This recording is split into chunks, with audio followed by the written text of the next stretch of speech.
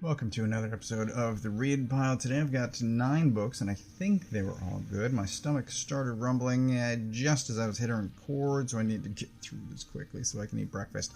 But we're going to start with Mouse Guard, Dawn of the Black Axe, issue 3. This is the end of the miniseries, and it was awesome. I'm a long-time Mouse Guard fan. I'm also a long-time fan of Gabriel Rodriguez. I almost forgot his name. That would have been terrible. I think Rodriguez is an excellent choice for, I don't want to use the word replace Peterson, but I'm willing to wait for however long it takes for Peterson to finish the next Mouse Guard. Is it the War? Is that what's next? However long it takes to finish the next Mouse Guard series, because they're incredible. But this is also really well done. I enjoyed it. I plan on getting, whenever this gets collected into hardcover, buying that as well to slot into the shelf alongside the other Mouse Guard books. If you are a Mouse Guard fan, or if you're not, and if you've never read it, this is an excellent introduction to that world, because I will say it probably has been a long time since there has been new Mouse Guard material. If you haven't picked up, where is it? Right there. The Free Comic Book Day stuff that has been published over the years. Mouse Guard is an incredible series. It is not that many books. There might be more side stories than there are, but already I'm not going off on a tangent. Anyway, the point is, it's great. I recommend it. It's also gorgeous. World's Finest, issue 40. I said at the top that everything was great, and there are a couple of minor annoyances. This has one of those, because there is a giant bat robot versus a giant monster, but also going on, sort of the B plot, maybe, is this interview that's happening with, this is not the guy. I don't know why, I have no idea why this guy's drawn on the cover, but Gordon and Perry White are being interviewed by a video podcaster dude, and it doesn't really make sense to have both of them. It feels very forced to have the two of them on as guests at the same time, because the host is berating both policing and old media, and like, pick a topic, dude. Anyway, that is the host. I don't know where the hell that came from. Anyway, like I said, giant monster attack, and Batman just disappears, and 1 second later shows up in this giant mech suit, and there's this funny conversation that happens between him and Superman. And while they are off rescuing people and fighting a giant monster thing, Gordon and White are investigating what is actually happening. Lois is there as well, and there's this great scene. I mentioned this to Dan already, but this is in the preview pages, where Bruce asks Lois out, and look at both of them. That's incredible.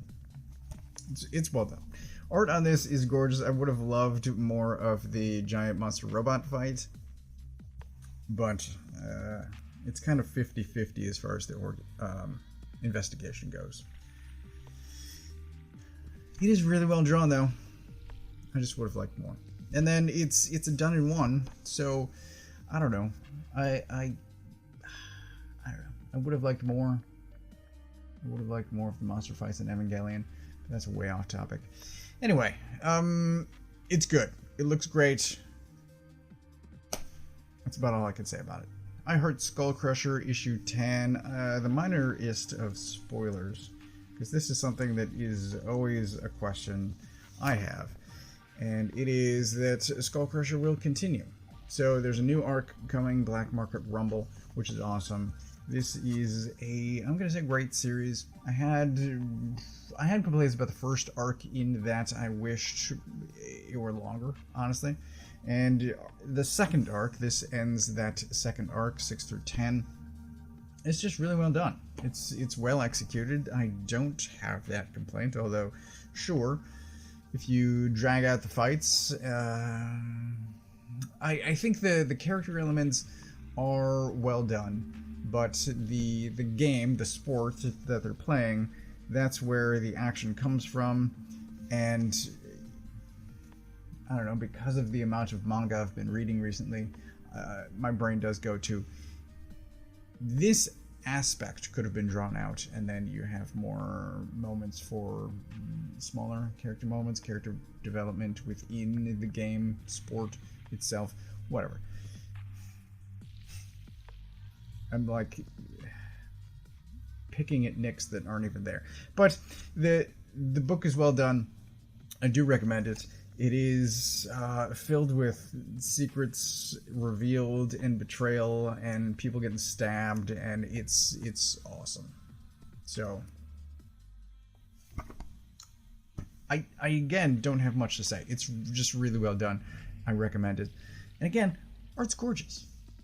New Gods issue 7. I'll say my gripe with this, and again it's pretty minor, and if you knew more about DC, if I knew more about DC, then I wouldn't have this complaint.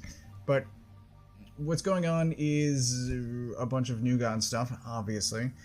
That involves the apocalyptic characters as well, and now that the New Gods have arrived on Earth, we get a bunch of Earth-based superheroes added to the cast as well, which makes just a very bloated cast. It's a lot to keep track of, and my major complaint here is this ship lands in India, and then the U.S. government shows up and starts throwing their weight around, and I'm like, what the f*** are they doing? If anything, this should be the Indian government trying to step in and be like, hey, between the Justice League and the New Gods, what the hell are you all doing here? And please don't set up camp here. But it's there are moments in this. I've been a long time Jon Stewart fan, and he does this incredible scene, but also the art is gorgeous, and even the lettering. Look at this panel here as Metron teleports away. Between the art and the lettering, it's really well done. Metron is he's doing some shit. He's got some stuff going on in the background. His plan is not fully revealed yet, but Jon Stewart is like, no, screw all this government conversation stuff. I'm just gonna help these people that are in need, and it's phenomenal. The art in this is great. Also, Miss Martian shows up, and I'm a fan of hers from Young Justice, and it's awesome seeing her. She's got some stuff going on with terrific. So here is Metron having a conversation with some of the Apocalyptans, and Orion learns about a friend's death. So we've got this silent seed of mourning, but it's the one sticking point I have throughout the series so far is there's this kid on Earth who is human, to the best of my knowledge, is somehow a new god. A new god? And like, I just can't wrap my head around that. I don't know. Maybe someone that knows more about new gods can explain how a human becomes a new god. Shouldn't new gods beget more new gods? I don't know.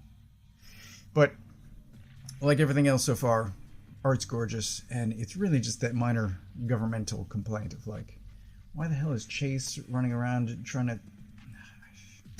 Whatever. It's a very US thing to do. Phantom Road 13. There's, I guess, like hints of secrets to be revealed, and one character goes on a trip. I don't know. This was a fast read. This series would definitely read much better as a series of trades than as single issues, because you just get more story per sitting, I will say, that way. But I haven't made that switch yet. But it is really well done. I'm still enjoying it. Not terribly much happens, though. Like I said, one guy goes on a trip, and there's a conversation that happens that kind of gives information and kind of hints at a bunch of stuff that people are still keeping secret, and then we get to a last page that is going to have a major impact on next issue, but we don't see that yet because it's the last page of the book. So as sort of the middle of an arc, it's well done, but also just not that much happens. Blood and Thunder issue 2, and I learned something here, somewhat unrelated to the story, or I guess related to the story. But there's this back matter here that explains sort of how the series came about, and this has been a story idea that's been sitting on a shelf for basically 20 years. It says in here, 20 years ago. Which is interesting, I'll say. I don't know what real impact it has on the output, because I don't still really know these creators that well. But there's a couple of things happen here that are similar annoyances to other books. That is a really tiny ear. Anyway. In order to explain one of them, I have to explain sort of what's happening. So, her name is Blood, and the gun's name is Thunder. The gun is its own artificial intelligence, and it is a hand-me-down gun from her father. So at one point she asks the gun to tell a story of her father, and instead the gun tells a story of Blood's own origin, essentially. So she interrupts the story and is like, this is not what I asked you. Which is true, but also like this sequence is her origin story conveyed to the audience for the first time, and like I guess the writer just couldn't figure out a better way to get it across. And then there's this sequence somewhat near the end where it's 2 full pages that didn't need to be this long. But there's this alien that's going around. If you haven't figured it out, this is a sci-fi book. So there's this alien sort of rampaging through this, it's hard to explain exactly what's happening, but he, for some reason, has a thing against money. So he has this conversation with this guy, and the kid is standing right there about money. It's weird. I thought it was sort of a standalone thing because the guy was talking about money, but the alien seems to kind of fixate on that. And this is a bank, and so there's these people inside of a bank for 2 full pages that are like, is he gonna come in here? I don't think he's gonna come in here. What happens if he does, though? And it's way too long for the amount of it could have been written better. Anyway, the alien guy does, of course, come in, and then he's still obsessed about money, and he destroys this thing, and it's really taken together sort of a... The writers clearly have something against cryptocurrency, is my takeaway from this. It's just bizarre. But the rest of it is good, and I'm still enjoying it, and I'm going to get the next issue and see where it goes, because I like the story, I like what is happening with Blood, and especially with that alien. It's just sort of the... I don't know, it's not quite as executed to the level that I think it could be, should be. There's just some minor things that tweak at the back of my brain. G.I. Joe issue 8, the start of a new arc where Baroness goes stir crazy, sitting around with the other Joes, and needs to take a vacation. And Duke grants that to her. It's also this great opening sequence where they're having kind of war games between each other, and that's a great page. But I remain a fan of this version of Baroness working with the Joes. I've said it before, but it's kind of like whenever Emma Frost became an X-Men. I'm just enjoying the hell out of it.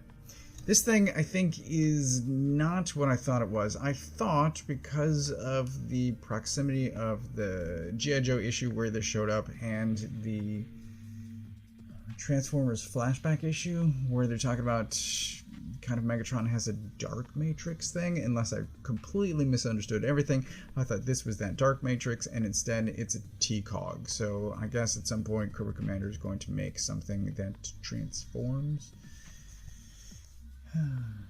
That story is pending for now. But we've got some Hound stuff going on. We've got CoverGirl and Baroness going on a vacation, like I said earlier. This is the start of... Oh, she's got some Harley Quinn diamonds. This is the start of Major Blood, and these two have some animosity towards each other for most of the book, and it's this sequence where they're getting coffee together where they start to get along with each other. And I imagine by the end of this they will have a shared mutual respect, maybe. But this guy shows up, and I was not expecting him. Also, Major Blood is teased in this, so the arc will be, I think, Blood versus Baroness. Whatever history is there between them, who knows, but this is... I was talking to Berg about this, because I went back to the shop. Anyway, I was talking to Berg about this, and I said it's the good opening chapter of an arc, and he's like, why does that matter? Because him and I just have very different, we just read things very differently, and I'm always kind of thinking ahead and like, where's this going, what's going to happen, and I think he enjoys things more in the moment. Both are completely valid, it's just the way that my brain works, and I said that by saying that, what I'm saying is there's no conclusion yet, so it's obviously not a done in one. It's that type of storytelling is rare for modern comics, even though I just talked about World's Finest was a done in one.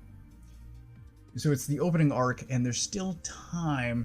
This is the pessimist in me peeking out, but I'm like, there's time for them to still screw it up. It's a good opening act, but there's time for this to all go south, and hopefully it doesn't. I'm still going to be reading, but that's a glimpse into how my brain works. Bug Wars issue 5, and this is the Stoko variant, because if there is a Stoko variant, I'm probably going to buy that rather than whatever the main cover is. Anyway, here's this is a great issue. Here's where my brain won't shut up.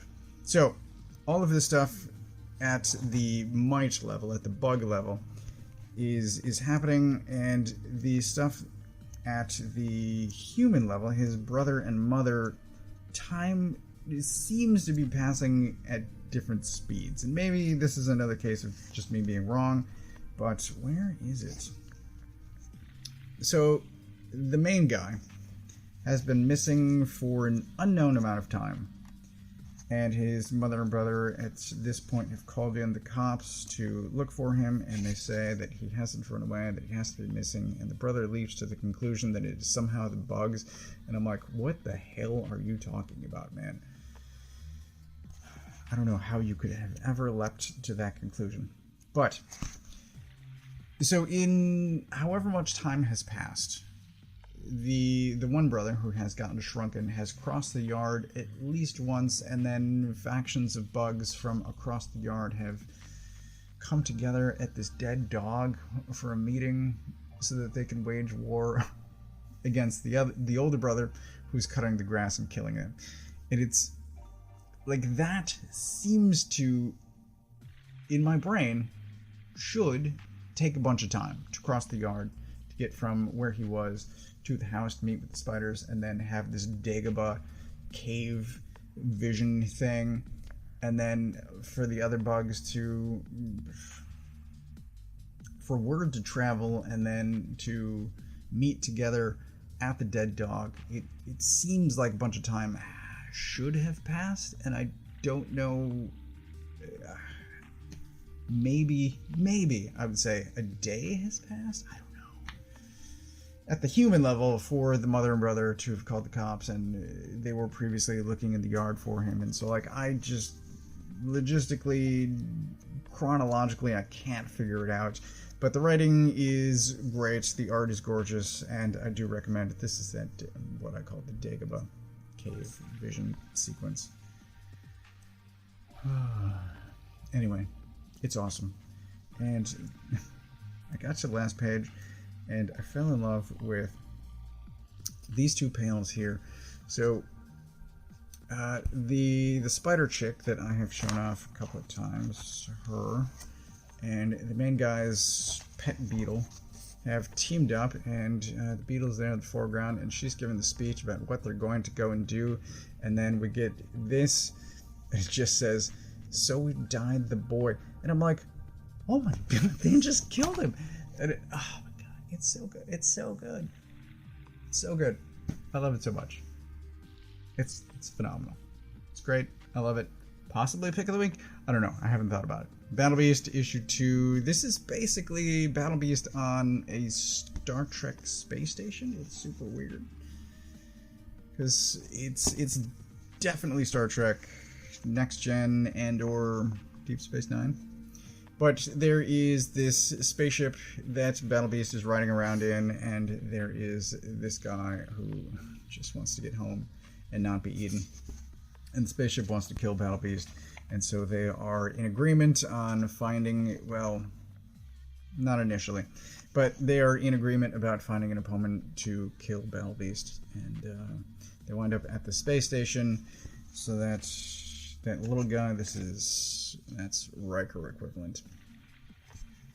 They wind up at the space station so that the one guy can get a new body before he goes home, so that Battle Beast can fight somebody else. And so, like, there is a longer-term storyline that is in place, that is set up, and there are fights along the way for Battle Beast to have. And one of these, this is, I'm going to say, the Data equivalent, who is in a giant robot suit. And there's the rest of that Star Trek crew coming along. But by the end of this, betrayal! There's the new robot suit. I think the third arm sticking out the front is hilarious. But by the end of this, betrayal. And it's... so the plan that was in place to go to the guy's home is interrupted, and all of it's great. And art is by Otley, and so everything is amazing. The action is really well done. There's tons of blood, and it's awesome. Highly recommended. So that is... Actually, that's not. I forgot something. I've been eyeing this for a while, and I grabbed this. I love Bubblegum Crisis. I have since the 90s, and just... I don't know, girls and robots and mech suits, all of it is awesome. So this is the complete archive. This is a hardcover, and it dropped in price this week on Amazon. So I grabbed this as well, but I haven't even taken off the shrink wrap because I'm still trying to finish this, which I did just before I started filming this. And so I should be shooting a read pile video. No, not read pile? What did I say at the beginning of this? Oh god, I probably gave the wrong title at the beginning of the video. Anyway, I finished this. This might be next. I don't know what's happening, but I got this off Amazon. I got all of the rest of this from my local comic shop. And as far as pick of the week goes, all of this I think is great. Singularly, possibly Bug Wars is the best, but all of it's great. All of it's great. I enjoyed all of it. If you see anything in here, then grab an issue, and hopefully you enjoyed as well. Because like I said, what a great week for comics. Comics are awesome. Yeah. Comics are awesome. I got all of this, except for Bubblegum Crisis, at my local comic shop. If you don't know where yours is, you can use this URL to find the one closest to you. Thank you, as always, for watching.